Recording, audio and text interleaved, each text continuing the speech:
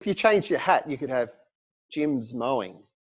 Yeah, up just there. it's actually printed on the back. Right. I just Nice. gotta turn it Nice. For our international listeners, they would have no idea what we're talking about when we say Jim's mowing. But for all our Australian fans, well, Jim's mowing is everywhere. Jim is a very good marketer. There's no doubt about that. It's true.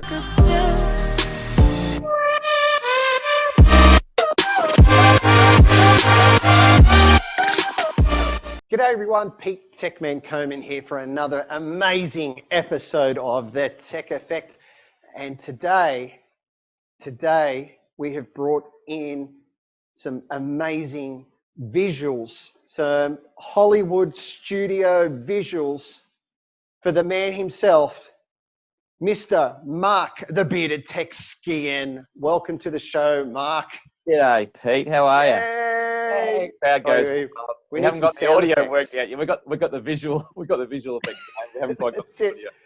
But well, now it's one step at a time, right? You know, we've got the Hollywood studios in production to produce your background there.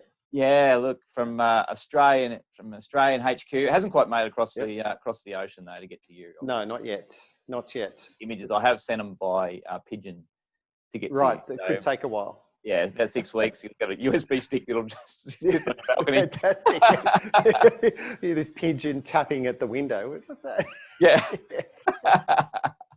I actually thought you were going to introduce me as, something really like me being something really awesome and everything else, but it was really just... You are awesome. You are awesome.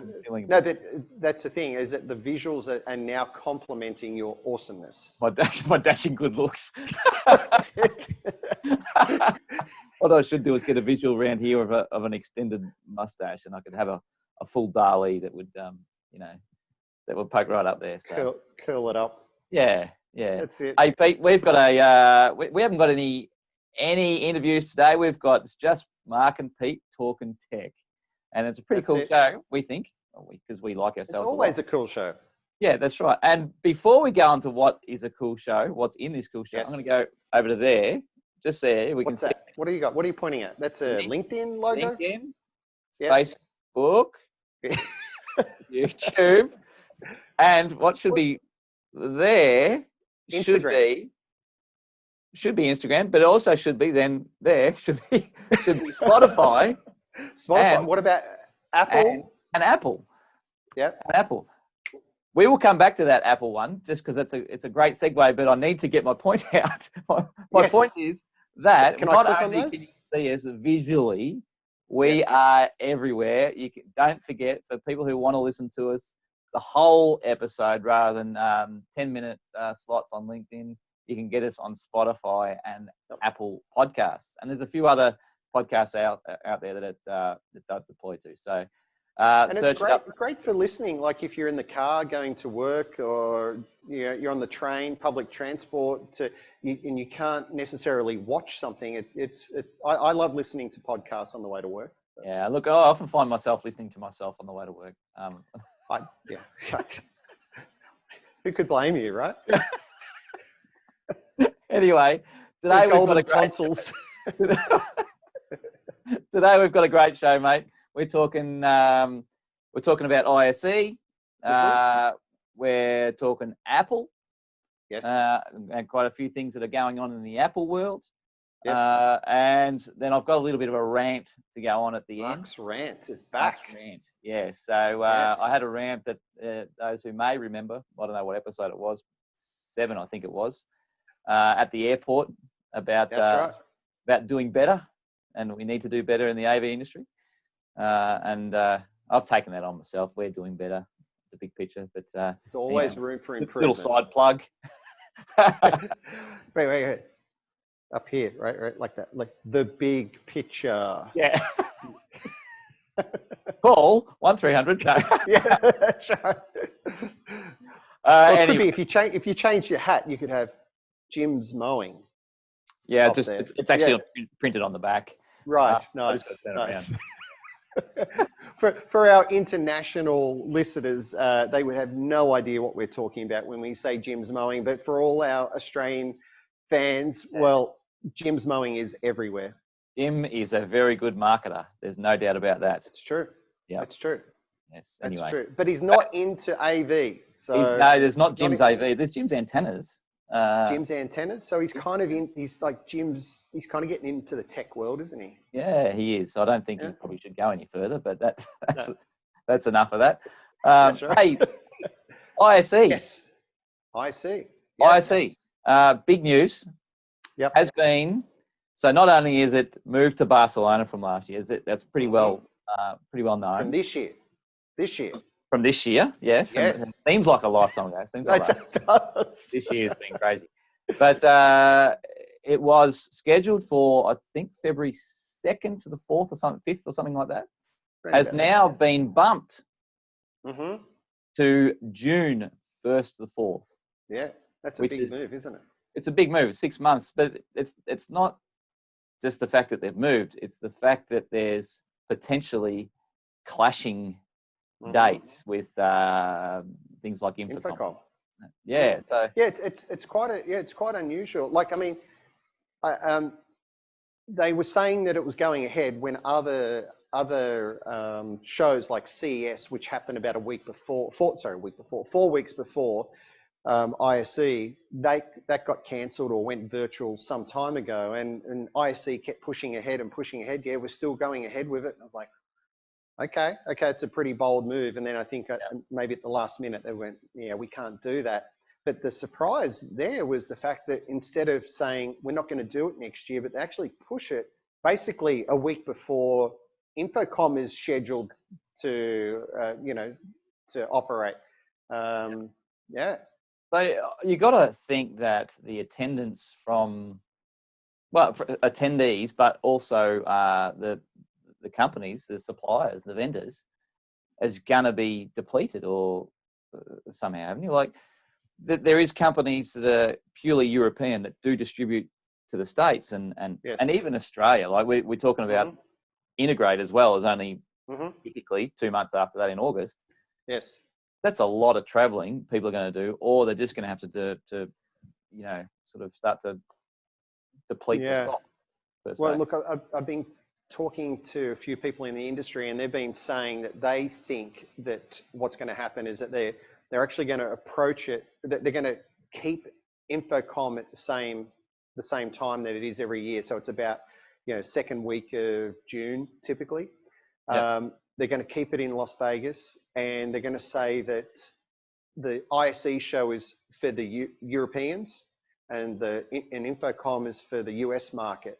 So normally they're like 5 months apart, but I think they're going to look at it and go, people can't travel. Let's hold them at basically the same time and cater for both markets, which I kind of understand. I get that, because I think even, what is it?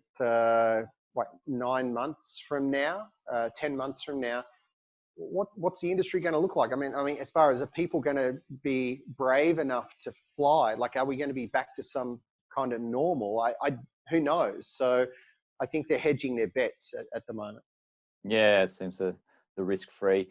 You'd have to wonder if they are in cahoots to sort that out. But I still think it's a big requirement on the vendors to do that, because there is to have it. Well, typically, yeah. But then again, I suppose that I'm not sure how they operate. Like, I'm not sure. I don't think that they ship everything over, say, from the US to Europe for ISE. I think they have their different setups in each of those locations, and they just move it around. So, I just think that they'll cater for the markets at the same time. I think that's what they'll do, rather than pushing Infocom back. I think they'll keep it at the normal dates. Yeah. And then how does that fare for us poor old Aussies?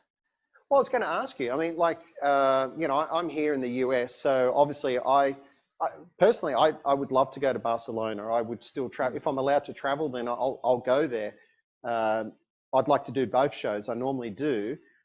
Obviously, Infocom will be easier because I'm not leaving the country, but I was going to ask you, would you go to either show? I know that being a week apart, I mean, I suppose even a week apart, that could work as well. You could potentially, you're going to go around the world. That's right. You could be going to Infocom on the way back. I don't know. What are your thoughts on that? If that was the case, and nothing changed on those dates, I probably would. Yep. Whether I could get out of the country, well, it's not that I can get out of the country. It's whether I can get back in. That's true. I think the costs associated, like certainly I'm in Queensland, so it's a lot tighter. The lockdown's a lot tighter. So well, it's not lockdown, but border crossing. Although it's starting to lift again, and but coming in from the States, potentially I'll have to isolate for 2 weeks. Well, that might have been lifted by then. I mean, as I said, we're still 9-10 months out, so might be different world then. It's hard to sort of pick, isn't it? I mean, you think about it and go, we're only really 6 months into this thing now. So what's it going to look like in 9 months? Who knows? Would I go? Yeah, absolutely. I'd be. I was going to say, if you had to book a ticket today, would you book your ticket today? Yeah, I think so. Yeah. Okay. For both, and you think you just do? I mean, I know what it's like. Like you're traveling that far, you think, well, I might as well just keep going around the world. If I'm going to be in Barcelona, I might as well come back via the US, right? And I might as well drag the jet lag out as much as I can. Exactly. Exactly. Make the most of it. Because you know me, I'm a terrible sufferer of jet lag, actually. So knocks the daylights out of me. But anyway, you were struggling in Amsterdam earlier this year. I was really struggling in Amsterdam this year. So I just don't sleep on planes. So that's the problem. It doesn't matter what time zone I'm in. I'm just in a daze. Well, you're not in business class or first class traveling around a socialite such as yourself. Oh, look. The reality is, when this space here on the screen gets maybe a logo, a sponsorship logo. Sponsor. That's it. Yeah. Hint. Sponsorship. All I'm hearing is crickets. But anyway, the Tech Effect sponsored by. Sponsored by. That's right. Yeah. But add your name here. Add your name here. We should put that up there. Yeah. Put your name here. Yeah. Sponsorship welcome. Yeah. Anyway, so one of the things that happens at trade shows typically is new products. Now that has thrown the fact that we've got no bugger all trade shows happening. Has thrown a lot of the vendors a little bit, and they're having to reinvent some the way they're doing things. But I hear you might have a little birdie tells me that there's a new product release that you may know about, that you might be able to drop a bomb. You heard it here first, folks. Something along those lines. World first. Yes. World first. Yes. What have you got for us, Pete? Talk to me. Look, we know Crestron is a massive player in the AV market, and they make some great products, and they basically have a full suite of products. And what they're doing, I mean, we haven't seen any, as far as their touchscreens go, we haven't seen any new updates for a while. We've had the TSS, like room booking panels. We've got the TSWs, and they still look fine, right? But they haven't done any updates. So. Crestron reached out to me last week last week. They contacted me and they said, look, we're launching a new touch panel. So it's got a thinner bezel, and it's still got, you could use it for room booking with the LEDs down the side. So it's just, it's being revamped, and it looks, I've seen some images of it. It looks really nice. So it looks really sleek, and I think they've just tweaked it and modernized the panel. What they're doing is that they're going to send me one so I can have a play with it, and they've selected a few people from around the US to have a bit of an exclusive look and play with this touch panel. And then the launch is I think late October, so in about sort of 4 weeks from now, 3 or 4 weeks from now, they'll do the launch, and then I believe that it's going to be available almost immediately, maybe a week or two after, so early November. So you heard it here first. You heard it here. Crestron's brand new touch panels. Yep. Once I get hold of it and I have a play with it, I don't know if I can talk about it and like any further, like my findings until the launch event, but I'm very excited. It's great to see some new product, and I can't wait to get my hands on it. But being a touch panel and being Crestron, it's normally got to have a processor somewhere to get some sort of program up to it. So are they sending you the whole gamut, or is this part of the whole Series 4 processor launch as well? Happening here, but no. Yeah, look, to be honest, they haven't shared any specifications with me, so I really don't know. I don't know if it's got a processor built into it. We know some of their keypads have processors built in, which I think is which is great. Yep. Hopefully it does. Obviously, we're starting to see the use of the Android engine that's built into the touch panels. Like that's being used more and more for things like Zoom rooms and Teams rooms, where you can actually run that client on there and you do the page flip and things like that. So I'm hoping that they continue to go down that path so you can load these applications on there. Yeah. Look, who knows of what they're going to do, but I just hope that they're just going to step it up. They look great. Hopefully they add a lot more functionality into it, because for me, what I really want to see in touch panels, whether it's from Crestron or anyone, where clients are really loving the one-touch meeting join, right? So you have a Zoom room or a Teams room set up. They book the meeting in that room. They walk in, start meeting, boom, everything's ready to go, which is great. They love it. There's no stuffing around trying to get the settings right and that kind of thing. So, but the thing is, at the moment, they're limited to, you have to pick, is it a Zoom room? Is it a Teams room? Is it, and I know that they support some other clients as well, but you can't have multiples on there. So it's okay if you're booking the meeting and you're choosing the UC platform that you want to use. So you might be a Microsoft house, so you're going to use Teams, and you send the meeting invite out for Teams. That's fine. But what about when you receive an invite? So you're a Teams house, someone sends you a Zoom invite. Yeah. Okay, what do I do with that? So I just want to see someone come up with a touch panel that can incorporate all the other UC platforms. Yeah. Invite the room goes, all right, this is a Zoom meeting, and you still have the one-touch meeting join. That's what I want to see. Yeah, there's still a bit of a way to go, even though it's going really well. There's still a little bit of a way to go there, isn't there? We could still do it a lot better in VC, well, UC, as it's called now. Yeah, but I think with the pandemic, it's accelerated that technology. I mean, like Zoom keeps coming out with new features, and then Teams are looking over at Zoom. We need to incorporate that as well. And but the end result is that the end user is getting a better product. And all these companies, I know, I know that Lightware's got some new products coming out soon that are basically specifically built around the UC platform. They're going, all right, well, we need USB ports. I believe, is that right? Taurus product. That's right. Yeah. So they've got, supporting USB Type-C. They've got USB switching. They've got a hub built in. They've got a whole host of different things. They're supporting Dante as well. So they kind of looked at it and they go, what does this room look like these days? A lot of USB products in there. So, and sometimes if you want to expand it a bit more, you might go to some Dante speakers or Dante microphones. So they're actually just building a box. So in the past, that would be, say, 3 different boxes. They're bringing all that into one, which I think is going to be a real winner. So the pandemic has actually, I think, caused all these companies to pivot and rethink what products are required. It's funny though, they were, well, I mean, the Taurus product was released at ISE, right? This is before the pandemic, and I know that Barco, their CX range, that was released from I think March or April or something. So I mean, all this stuff has to be in engineering way back, right? Maybe 12 months ago. So they probably it's accelerated for them. Like they probably accelerated sales, I guess, in that space, and they're going to hit the ground running. That's for sure.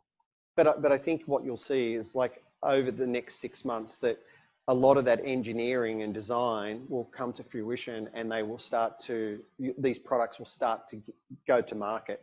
I don't think they're going to wait till ISE next year to release these products. I think they just need to go, hey, look, we need to take advantage of the current situation and those requirements and get to market as soon as possible. Product out there. Yeah.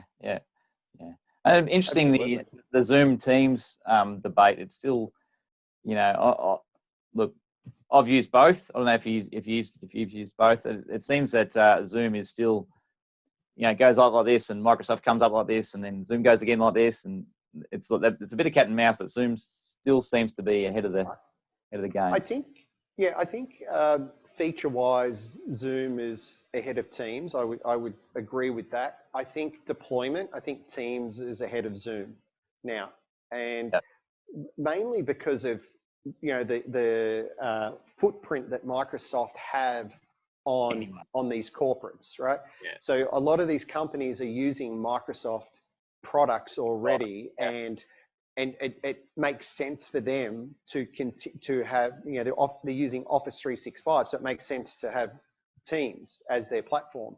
Yeah. Well, they don't have a cost either, right? Well, to go to Teams. If they go to Zoom, free. Well, they're already paying for it. Nothing is for free, right? Yeah. No, but I just think that the deployment has, just because of Microsoft being Microsoft in the size that they have a bigger reach than Zoom. But the best thing about it is that you want competition, right? And they are competing against each other and pushing the bar higher, which is fantastic. Yeah, that's right. That's for sure. And then the hackers are trying to do their best to bring it undone. That's right. That's for sure. That's for sure. Yeah. All right, moving right along. Apple, big news. Apple in the last couple of weeks, they had their end of summer, September release. Typically is a really big show. There's always iOS update. There's always a new phone. There's always stuff happening to watches and everything else. But the big kicker was no phone. No phone. No phone. And I mean the rumor mill says that there's probably another Apple conference. Press release is the word I'm looking for, to happen in events. Yeah, to happen in at the end of October and November. But I actually started doing some research, Pete, to find out. You are Mr. Research. You should change your name to Mr. Research. Because we're talking about. Actually, I'm probably the Bruce McAvaney of the Tech Effect. And once again, for our millions of international viewers, they have no idea who Bruce McAvaney is. But you would have to say he is one of the legends of sports commentary. Sports commentary, like he is an encyclopedia of statistics. He's unbelievable. The Olympics, AFL, horse racing, you name it, he could call it. Yep, has a great memory and certainly obviously does a lot of research. So I'll take a leaf out of Bruce's book, and I found one sentence. Hit me. What did you find? I'll read it verbatim. Ready? Release date. All right, okay. 12 may not ship out until October. This is due to the coronavirus pandemic and its unprecedented effect on manufacturing and consumer demands. There you go. So that's apparently why the phone didn't come out. Mm-hmm. I'm disappointed. Look, I always try and keep up with the new phones. You do too, don't you, Pete? I do. They released the new Apple Watch. I've got the Series 5 watch right here, which has been great. I did order the Series 6, so apparently that's I ordered that, so that apparently is going to come in a couple of weeks' time. So that'll be cool. I think the new watch, I think the only feature that really stood out to me was the blood oxygen level metering. They do they also have a new sleep app on there that measures how you're sleeping and that kind of thing. So look, we're both in the tech industry. We both need to stay on top of things. So when these new toys come out, we have to have them, don't we? I mean, it has to happen. Yeah, it has to happen. I mean, it's called research. It's called research. But imagine what how many footballs and soccer balls and cricket balls old Bruce has. But anyway, for his research, we get phones and watches. That's it. But anyway, so. But I tell you, just on that, there's been a bit of controversy about the new bands. They've got these new stretchy bands. Tell me. I don't know if you heard. So this is, I've got the kind of the traditional loop thing with a bit of Velcro on it, and you put it on, which is fine, and get it in different colors and patterns and whatever.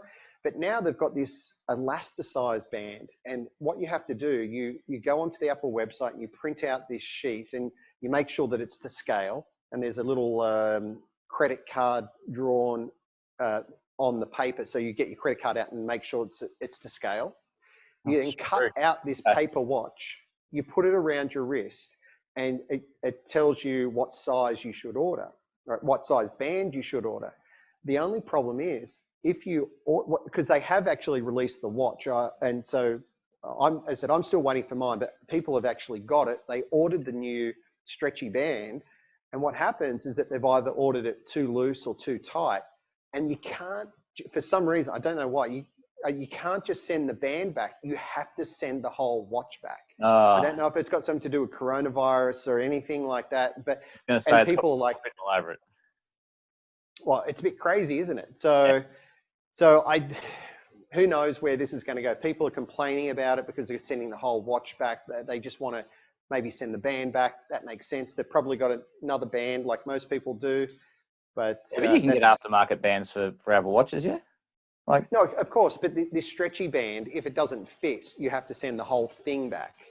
Yeah. Right. And people are complaining about that they don't want to be without their watch, right? They just got this brand new watch. So yeah, I suppose I don't know what Apple's going to do about that, but it doesn't seem like a good solution at the moment. It's funny because Apple's always been, I would say, have prided itself on the fact that just give a user experience. You know, it doesn't have to be super unlocked. I mean, they've copped flack from technology people that the iOS has been really locked down over the years, and Android is, you know, much more open platform, blah, blah, blah, but it works, right? And we've had this discussion about control as well, and in the programming world, but so why shift to something that is not going to necessarily fit for the norm? Like, people got to go and print off this.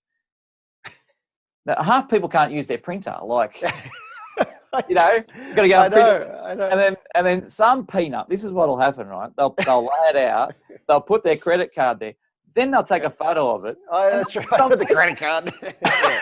Got a new credit card. Oh, by the way, they'll sue Apple for it. And my date of birth is the 15th of August. Yeah, I'm like, identity theft, let's go. Just from an Apple Watch. But what's funny about that, I don't know, I mean, obviously there's different advertising over here for, you know, and some of the ads don't make it to Australia, of course. Apple, I don't know if they've got it in Australia, but Apple have got this new ad at the moment where it's got all these people walking around, right, and like daily life, and they're just announcing all this private information. So you got this woman going, my credit card number is 12345678, and then someone's like, you know, I ordered this medication, and oh, my heart rate is this. And what they're trying to say is your information is safe with Apple, unlike our competitors, which, you know, you can't trust it. So therefore, all your information is out there in the open. So it's actually quite an amusing ad. Where you have to see it, but it's quite funny and probably true. I mean, they're talking about security as their big thing. Yeah, but they have been in the media for some security breaches as well, haven't they? That's true. Trying to reassure the bit of clever marketing to reassure the market, I guess. That's it. So what happened? We got no phone. We got a watch, a new watch. Yep. We got iOS 14. Yeah. Are you an iPhone user? Or yeah, I'm an iPhone user. I haven't downloaded 14 yet. I normally get my kids to do it first. But you're the bearded tech. Well, I do it. I get them to do it, then I play with their phone. Because make sure it's okay. It's make sure it's not going to crash halfway through my day, and I'll do all sorts of stuff. Because I've still got to run a business in between. Yes. And then 14.1 or something like that. You know, I'll normally. What they did, they've released that already. So they released 14 like a week ago. I downloaded that and started using it. And then I think yesterday they released, or a couple of days ago, then they released like 14.01 or something like that. There's a few patches. I've been using it for Yeah, I haven't had any problems with it so far. It's been good. I like the widget features. I know Android users are going to be saying, "Oh, we've had that for years," and Yeah. yep, I get it. But you know, it's great to now have that on the iPhone. It's a little bit limited. You know, like there's 3 sizes of widgets you can have, and there's certain applications that you can put in there and things. But it's, once again, it's heading in the right direction. It's great that they're opening this up and they're allowing this further development. Yeah, I agree. And then moving on to iPads. What happened?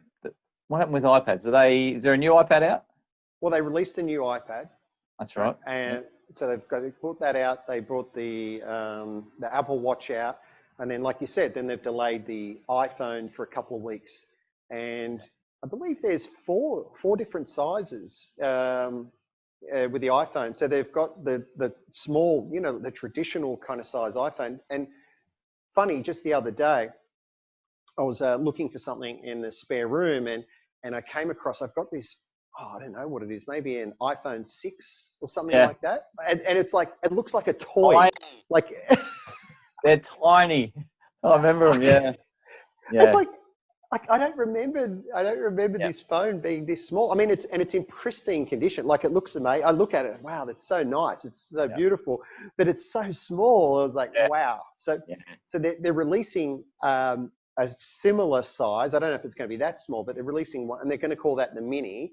And then there's going to be 2 in between sizes. Yeah, and then they've got the I think iPhone Pro XL or something like, or Max iPhone Pro Max is the top. And so they're trying to cater for everybody there.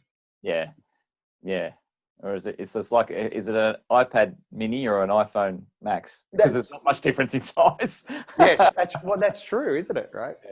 Yeah. But there was some new technology coming out in the iPads too, I think, wasn't it? Yeah. So the new iPads now have LiDAR in it. So LiDAR, for those that aren't familiar with LiDAR, a lot of cars are using LiDAR now. So like Tesla and so on. So that's how they're doing the autopilot. They've got this LiDAR, a number of LiDARs built into the car. And so it's detecting items around them. So if it's other vehicles or whatever. And they're also using that for cruise control too, right? So for autopilot. Yeah, so you're going 100 Ks, you set your cruise control at 200 Ks, but you've got a car in front of you, and it keeps it. So that's LiDAR technology. Correct. And I've actually seen graphics where it's been in the Teslas. It's actually smart enough. It knows things like, because it sends out a radio frequency, and it gets a response back from it. It can then detect shapes. So I've actually seen videos where it could detect like a witch's hat. Like, it knows that that's a witch's hat on the ground, and so on. So it's actually getting very, very smart. So that Apple have incorporated LiDAR into these new iPads, and some of the use cases that I've seen are quite cool, especially for people like you and I. So you've got maybe a project, an existing building, for example, or a space, and you want to create a model of the space. And typically what we're doing is we're walking in there and taking photos with our phones and trying to recreate it. We're measuring things, we're doing all that. Now with LiDAR, with the right applications, you can actually just walk in there and scan the whole room, and it actually can create a 3D model. So it doesn't matter what's in the room, furniture, the whole lot. And you walk around the room and get into all the nooks and crannies, and it will create a 3D model. That's really cool. On the fly, real time. This is on the fly. Didn't Microsoft have what's their AR or VR product that was trying to think of the name eludes me right now, but you could do the same thing, scan it, but it just hasn't really hit the market. And obviously with iPad being able to do this on a consumer level, this is going to change the game. Absolutely. I mean, and they're talking about in the new iPhones, they're going to incorporate LiDAR in that. They're going to use that technology. And so that, for me, like for a workplace, when we're trying to actually track what is happening within a workplace. So we're using all sorts of sensors, we're using cameras, we're using all this technology. However, at the moment, if we're trying to identify how many people are within a space, like or we're trying to do analytics within a space.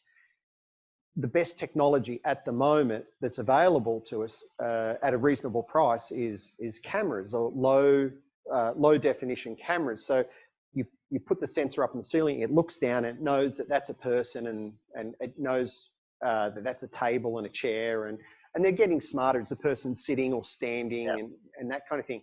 However, it's at the end of the day, it's a camera. It's a fixed lens camera, fisheye. It has a certain. We know how much people love being watched. What cameras? I mean, you imagine. I mean, we're doing a project here in New York, and we're putting about 60 of these sensors in. Yeah. They like to call them optical sensors over here. They don't like calling them cameras. Right. Yeah. But 60 of these things to cover one floor. Well. So.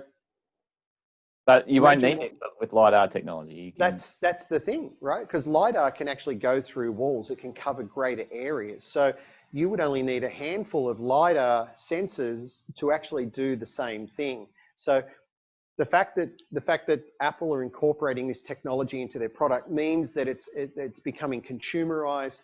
The prices, we should see the prices come down dramatically.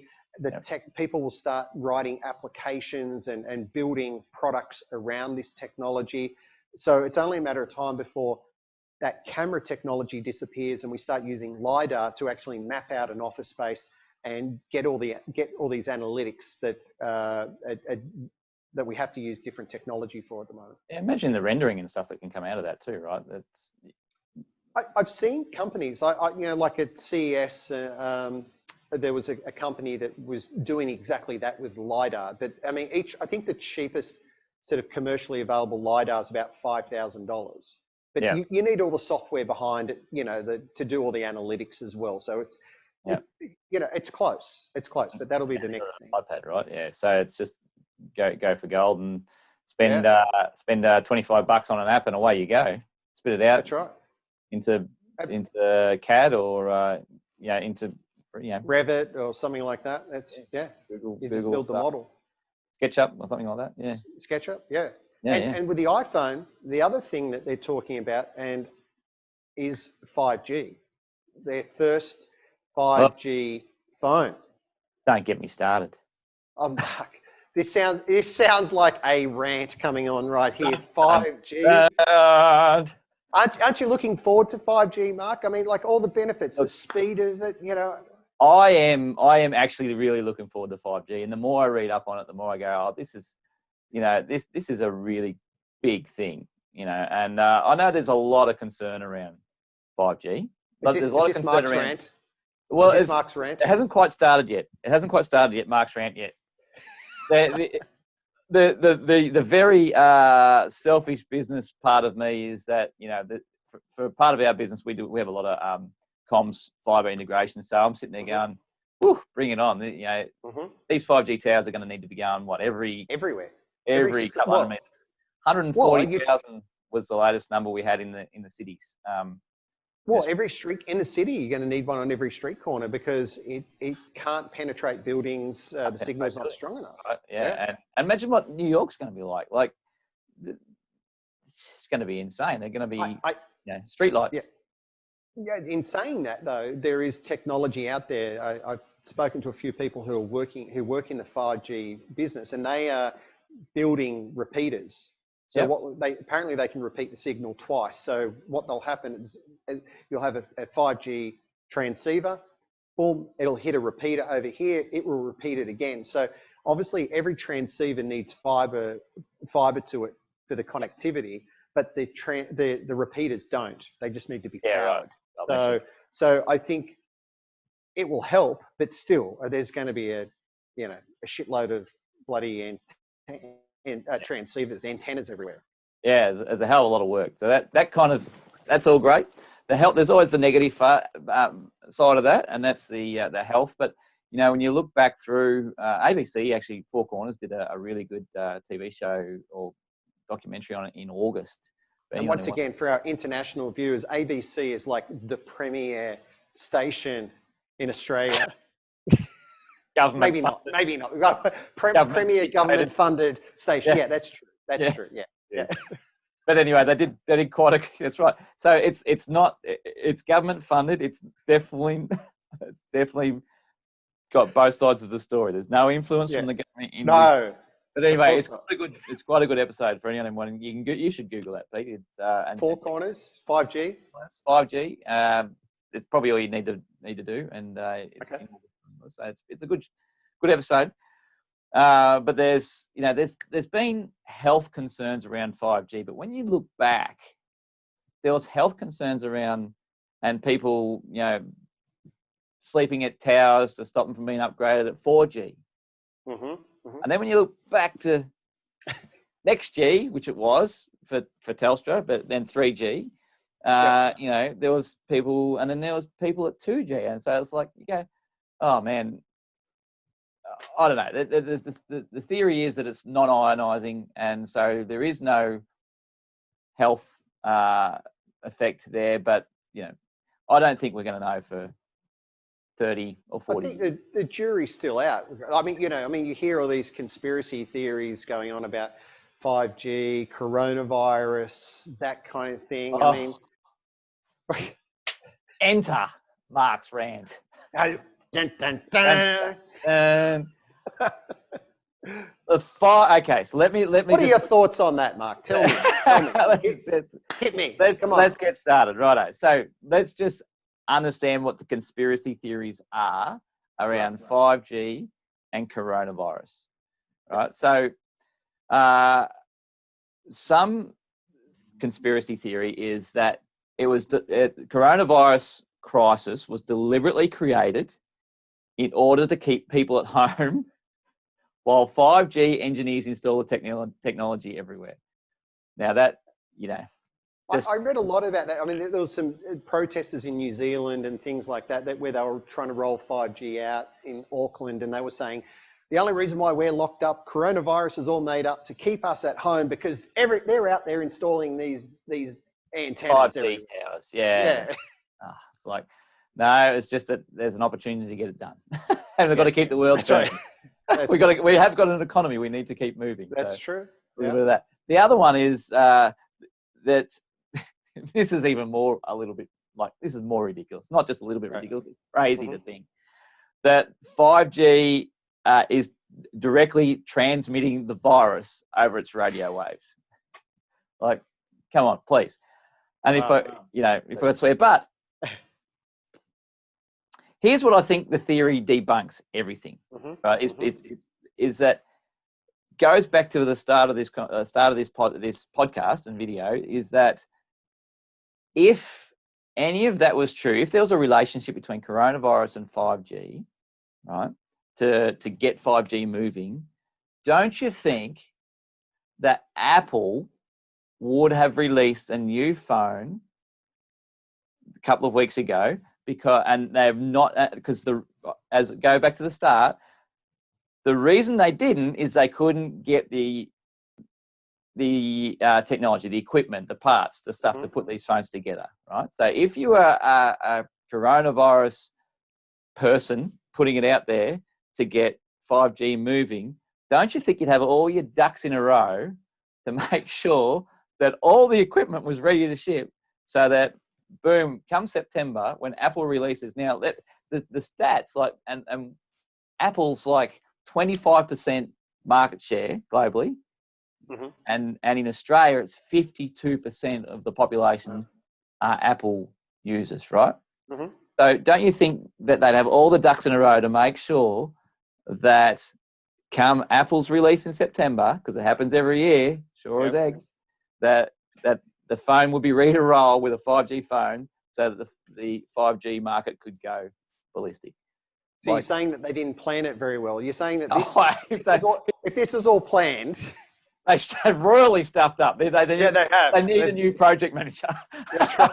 Because this one's crap. That's it. You were supposed to deliver this in April when everyone was locked up. Yeah, that's right. You're 6 months behind schedule, and then you punt it again for another 4 to 6 weeks. That's right. So I just think that the whole 5G and coronavirus conspiracy is the biggest load of crap horse's backside that you've ever heard in your life. And that is Mark's rant. Mark's rant. Wow, that was quite a rant. Yes. So, do you feel better now getting that off your chest? I do. I actually wanted to share that with the world, and I was talking to a friend the other day, and he said, "What are you going to do? What are you going to do on your podcast this week?" And I said, I think we're going to talk about 5G." And he said, "You've done 5G." I'm going, "No, you haven't. We haven't really done 5G according to Mark's rant." And look, that was 12 months ago, I think, when we did that. That's right. It was. Yeah, absolutely. Back in season 1. Season 1, back when the world was normal. Back when the world was normal, and we could go to the airport, and we could go to a coffee shop, and we didn't have to sign in. That's it. And the government wasn't. We're talking about coffee shops in Australia, not Amsterdam at ISE. That's what you're talking. Yeah. Yes. Right, because they're very different. They are. Yes, they are very different. Yes. Yes. Coffee shop not to be confused. Yeah. Yes. Yes, anyway, it does. I'm glad I got to Amsterdam for the last ISE. That was my first ISE, and the last one in Amsterdam. But anyway, we'll hook in. Hey, Pete. Yes. It's time to go. We have talked for way too long, and people, I know they love the sound of our voice, and we love the sound of our voice. That's right. I listen to this podcast, our podcast, every day. I love it. Over and over. Oh, yeah. Just on repeat. Yep. Yeah, just hit us with some more stuff. Okay, so I'm going to do that on that note. Check us out. Just there. LinkedIn, 10-minute videos. The only reason we run 10-minute videos on LinkedIn is because we can get live, and you don't have to go off LinkedIn, and LinkedIn loves us because of that. Facebook. You're covering it up. Bad job at this. Anyway, Facebook. You can find the Bearded Tech Facebook page. Pete, the Tech Man Coman's got a Facebook page. We're throwing these in there. YouTube, if you want, when you want to watch the whole episode as well, but also Spotify and Apple Podcasts. And that's it. If anybody wants to sponsor us, we'd be looking for a sponsor. Putting that right out there. Come on. Come at us. Hit us up.